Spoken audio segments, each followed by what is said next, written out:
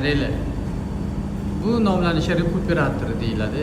Bu nimaga ishlaydi? Ya'ni ichkaridagi havoni almashish vazifasini bajaradi.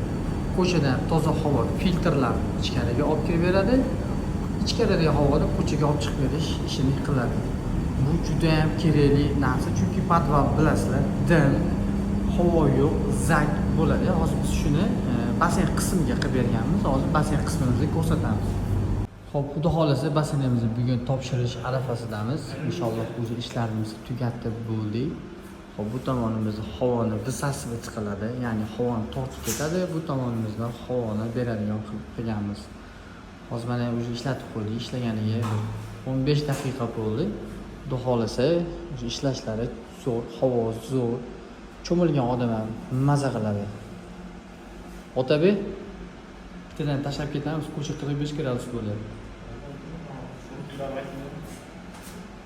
Hozir shunday tashlasangiz ham qurib qoladi birpasga kiyimiz.